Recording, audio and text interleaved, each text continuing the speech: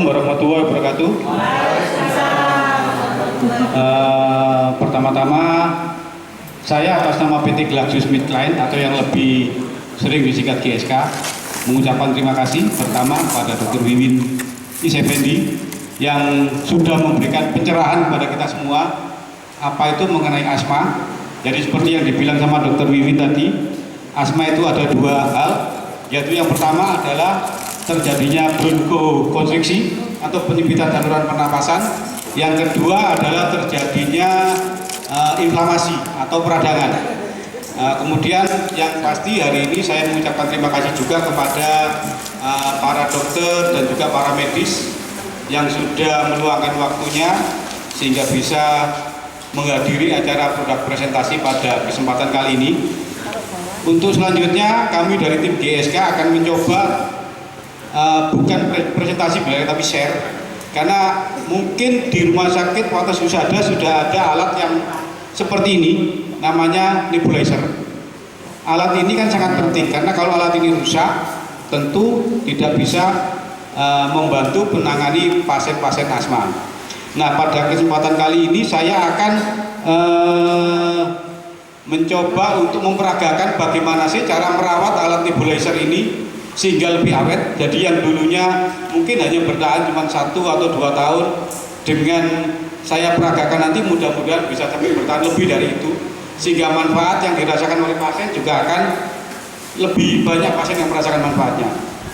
Oke, yang pertama seperti disebutkan sama Dr. Wiwin tadi, bahwa asma itu ada dua hal. Yang pertama itu adalah terjadinya bronkokonstriksi, di mana penata laksanaannya memang harusnya diberikan beta 2 agonis.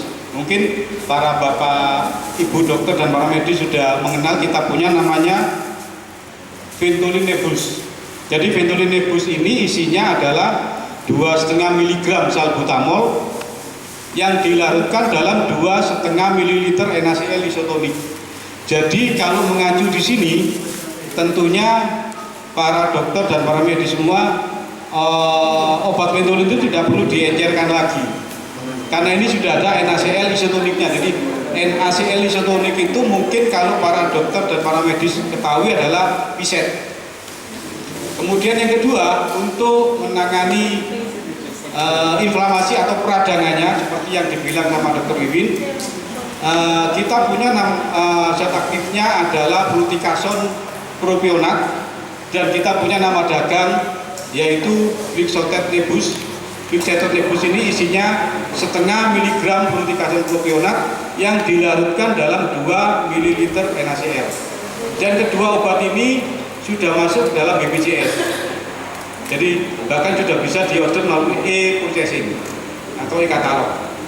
Nah, tentu saja obat ini tidak akan ada manfaatnya kalau tidak ada alat namanya nebulizer. Nah, di pasaran nebulizer itu ada dua macam. Yang pertama itu adalah jet nebulizer yang seperti ini. Jadi suaranya agak kasar seperti ini ya. Suaranya kasar. Terus yang kedua itu adalah ultrasonik. Jadi ultrasonik itu tidak ada suaranya. Kemudian uap yang dihasilkan juga lebih banyak. Cuman di sini ada kelebihan dan ada kekurangannya.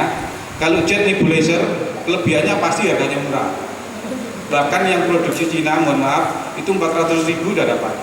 Tapi kalau yang ultrasonik harganya jutaan. Kemudian kalau jet nebulizer itu bisa memecah partikel steroid. Jadi ini bisa dipecah dengan alat yang jet nebulizer. Tapi kalau yang ultrasonik meskipun harganya mahal, dia itu tidak bisa memecah partikel steroid. Jadi kalau obat ini dimasukkan ke dalam yang ultrasonik, cairannya kan habis berganti dengan obat, tapi nanti di dalam mangkok obatnya ini akan ada kayak sisa-sisa kristal seperti garam nempel di sini. Itu adalah partikel steroid yang tidak bisa dipecah dengan ultrasonic nebulizer. Nggak tahu kalau di rumah sakit yang ada yang ultrasonik apa yang jet?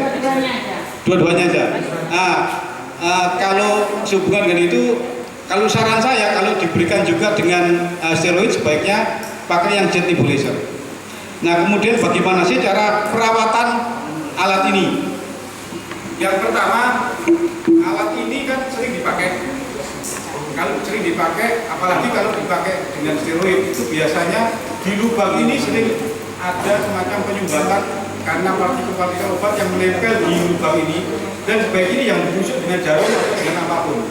Kalau ditusuk dengan jarum, tentu akan merubah lubang yang ada di sini lebih lebar sehingga partikel yang dihasilkan pada waktu nebulisasi tidak akan normal lagi. Nah, bagaimana cara membersihkan? Ini kan bisa dilepas ya. Kalau misalnya di dalam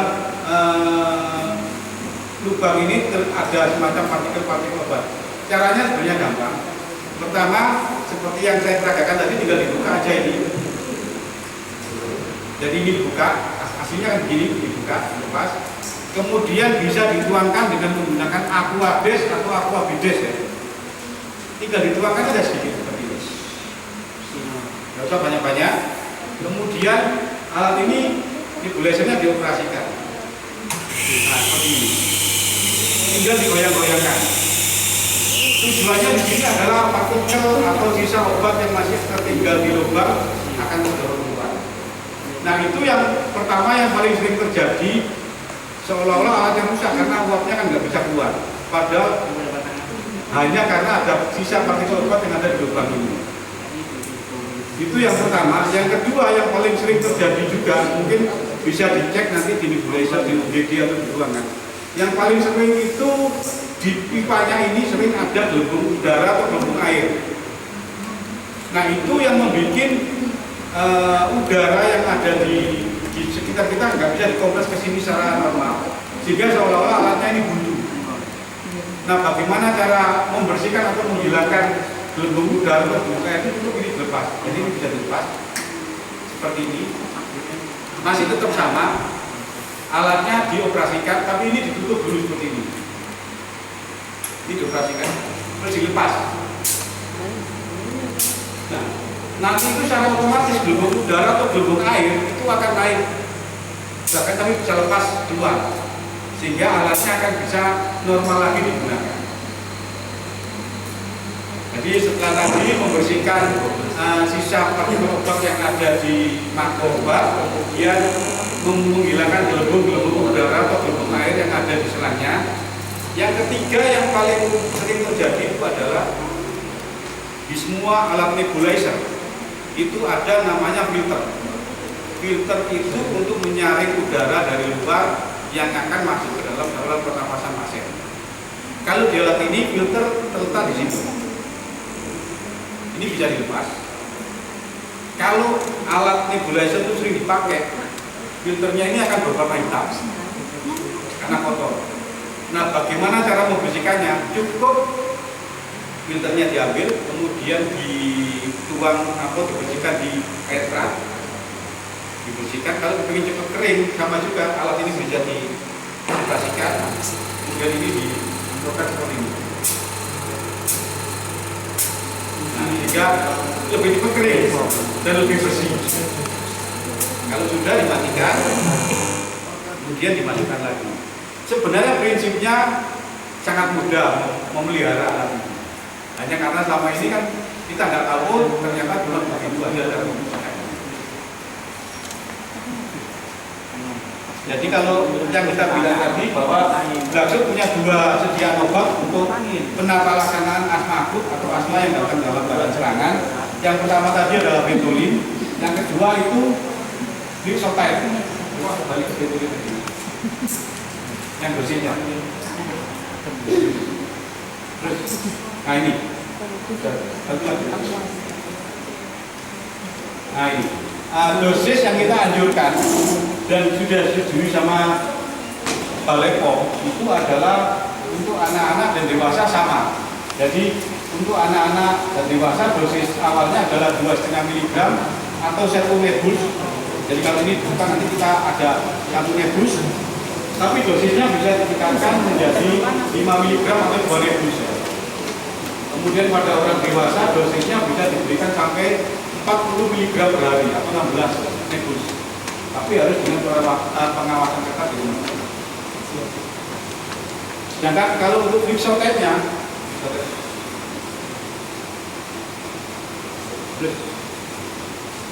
nah ini untuk Lixotan dosisnya adalah pada pasien 2 nebus diberikan 2 kali sehari, sedangkan pada pasien dewasa bisa diberikan 1 sampai 4 nebus sama 2 kali sehari.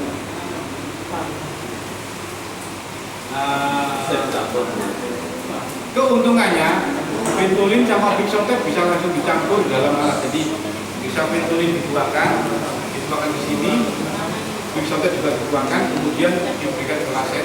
Cuman anjuran kita kalau pasien tersebut datang dalam keadaan serangan akut sesek, yang paling utama yang dipentingkan adalah bagaimana caranya agar pasien tersebut bisa bernapas dengan lega dulu.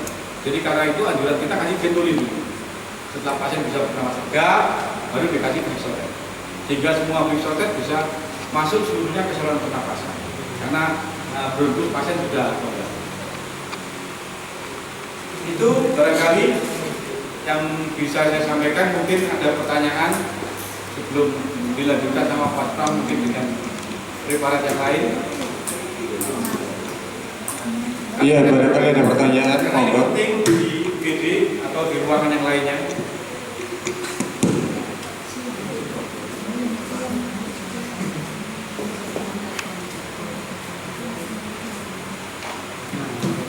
Boleh tahu nggak selama ini di rumah sakit langsung diberikan 1 nebus Ventolin, apa diberikan setengah atau gimana?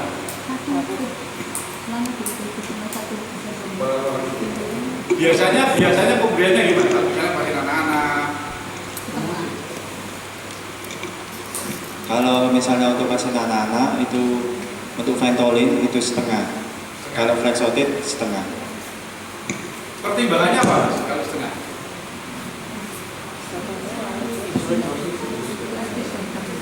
Karena kalau kita balik lagi ke anjuran kita itu anak-anak maupun dewasa sama 1 nebus.